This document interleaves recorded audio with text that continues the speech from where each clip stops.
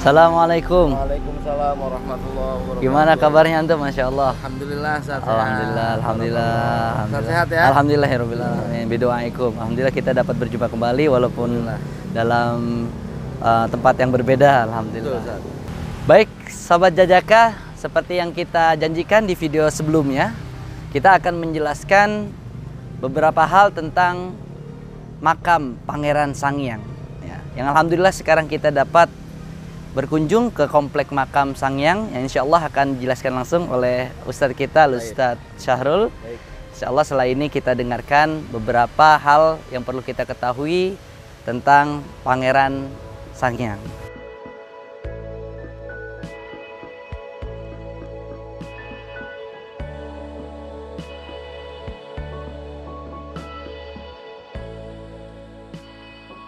Pangeran Sangiang. Yang pertama itu siapa sih Pangeran Sangiang? Ya. Baik.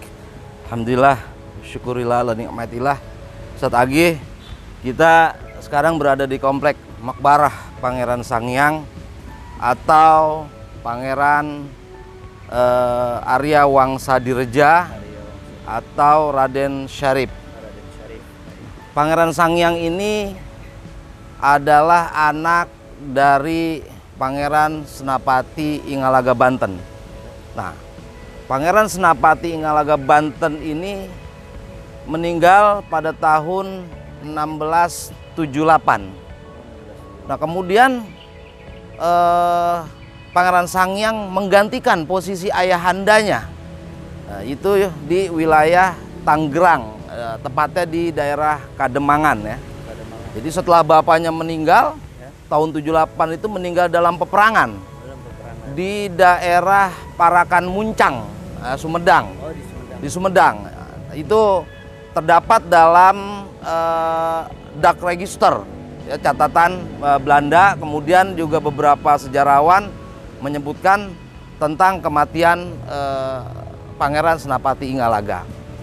Pangeran Sangiang ini menggantikan ayahandanya pada 1678. Nah, kemudian Pangeran Sangiang beserta Pangeran Purbaya dan Pangeran Sake itu mengadakan perlawanan kepada POC melalui jalur perang gerilya ya.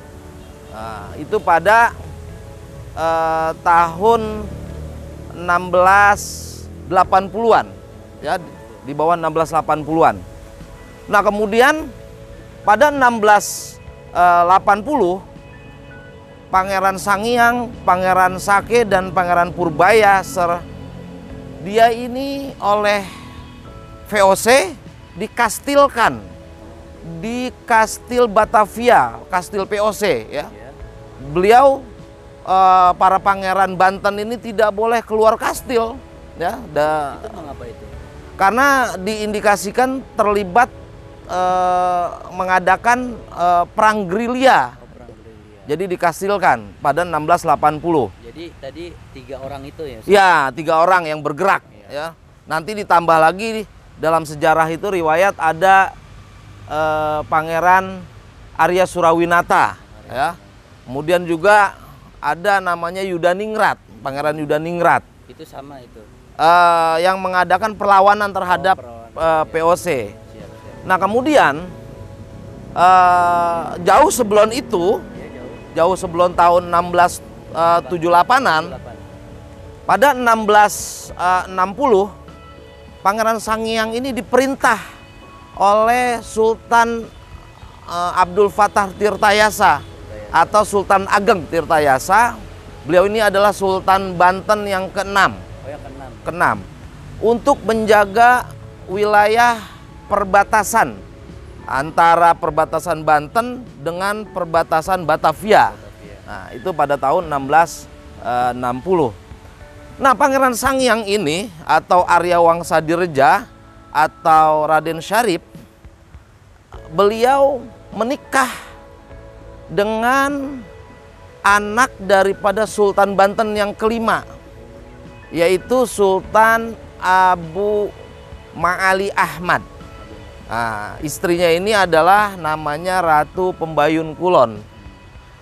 Nah, Ratu Pembayun Kulon mempunyai ibu namanya Ratu Martakusuma. Ratu Martakusuma. Nah, Ratu Martakusuma ini adalah adik daripada Pangeran Ahmad Jaketra.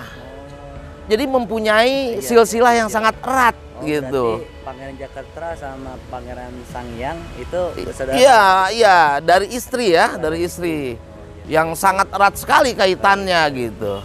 Jadi pernikahan di Jatinegara Kaum ini adalah pernikahan persaudaraan. Pangeran Sanghyang nanti ketika menikah dengan Ratu Pembayun Kulon yang anak Sultan Banten yang kelima, nah mempunyai anak yang bernama Ratu Rofiah. Ratu Rofiah, anak perempuannya. Nanti Ratu Rofiah dinikahkan kembali kepada Pangeran Sogiri. Nah, Pangeran Sogiri ini adalah anak dari Sultan Banten yang keenam. Artinya antara Pangeran Sogiri dengan Ratu Rofiah itu adalah pernikahan sepupu. Ya, pernikahan sepupu.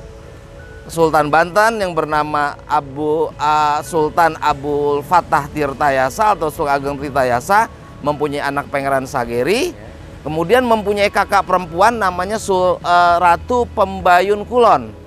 Kakaknya Sultan Abul Fatah Pembayun Kulon yang dinikah sama Pangeran Sanghyang, mempunyai anak Ratu Rofiah, kemudian dinikahkan. Nah, itulah artinya pernikahan keluarga besar Banten di Jatinegara Kaum ini sangat erat sekali. Nah, kembali kepada sejarah Pangeran Sanghyang, Ustadz. Pada tahun 1684,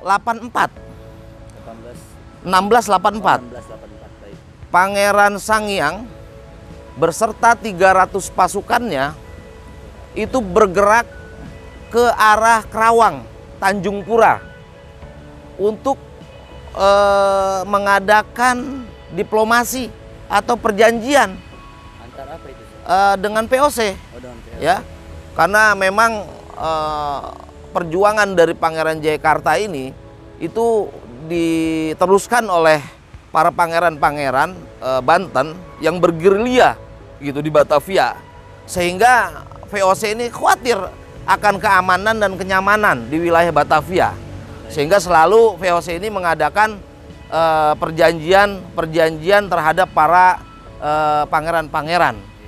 Sehingga tadi Ustadz bilang pada tahun 1684 bergerak ke wilayah Tanjung Pura, Kerawang untuk mengadakan perjanjian diplomasi ya Pangeran Sanghyang. Nah, disepakati oleh POC ya, antara POC dengan Pangeran Sanghyang Raharya Wangsa Dirja. Nah, Pangeran Sanghyang ini diberikan kekuasaan oleh POC. Beliau menjadi pemimpin di wilayah Bantamar Kebantenan di Jatinegara dengan pangkat kapten, ya. Ya, itu. Menjaga atau bagaimana? Mendapatkan kekuasaan kan? Iya. Mendapatkan kekuasaan. Nah, wilayah-wilayah terutama Jatinegara itu di bawah kekuasaan daripada Pangeran Sanghyang. Nah, kalau untuk berapa lamanya? Nah, nanti pada tahun 1689 ya, 1689 Pangeran Sanghyang ini oleh POC dicurigai memberontak kembali. Ya, mengadakan gerilya kembali. Iya. Sehingga jabatan yang diberikan oleh POC, kekuasaan yang diberikan pada POC kemudian ditarik oleh POC dan diberikan kekuasaan tersebut kepada keponakannya, Pangeran Sanghyang yang bernama Kiai Arya Surawinata atau dalam Arya Sutadilaga. Nah, Arya Surawinata atau Arya Sutadilaga ini adalah anak daripada Pangeran Jaya Aruna. Jaya Aruna adalah adik dari Pangeran Sanghyang. Iya, seperti itu. Nah, maka mulai dari 1689 kekuasaan itu sudah dipegang oleh Arya Surawinata atau Arya Sutadilaga. Ustaz, Ya. sebelum meneruskan, Ustaz, Ya. tadi saya mau nanya, Ustaz, kenapa kekuasaan itu ditarik dari Pangeran Sangyang itu oleh VOC? Ya, karena dalam catatan lokal yang ditulis oleh para sesepuh, Ya. itu Pangeran Sangyang ini dicurigai Ya. oleh VOC mengadakan pemberontakan atau gerilya secara diam-diam gitu.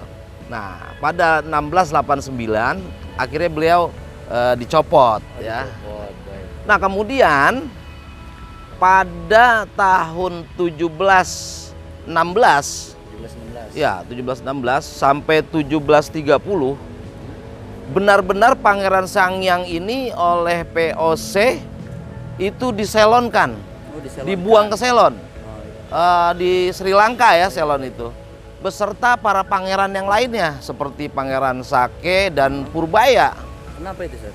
Itu terlibat pemberontakan Kapiten Jongker. Oh, yang sebelumnya, karena sebelumnya itu. Iya, betul. Awalnya dia diindikasikan dicurigai. Jadi dicurigai. Nah, pada 1716 sampai 1730 betul-betul dibuang ke Selon. Oh, betul.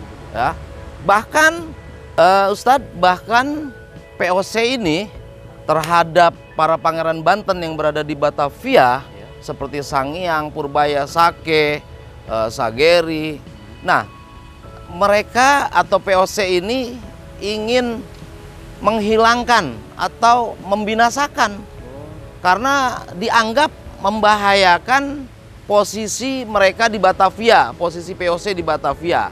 Nah, pangeran-pangeran Banten ini selalu mengadakan pergerakan dengan jalan gerilya gitu. Nah, maka dalam catatan ingin dihilangkan ya dari keluarga besar pangeran-pangeran Banten yang ada di Jati Negara Kaum ini.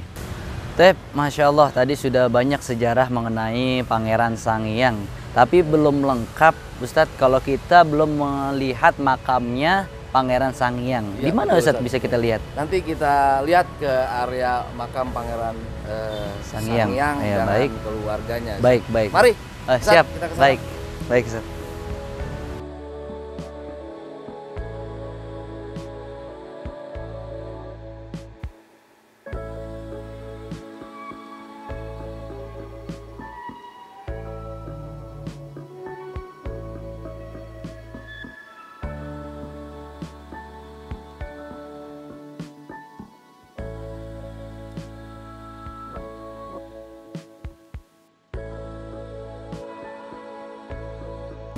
Sahabat Jajaka, tadi sudah diulas tuntas oleh Ustadz Sahrul mengenai sejarah Pangeran Sangyang bin Senopati Ingalaga, Banten.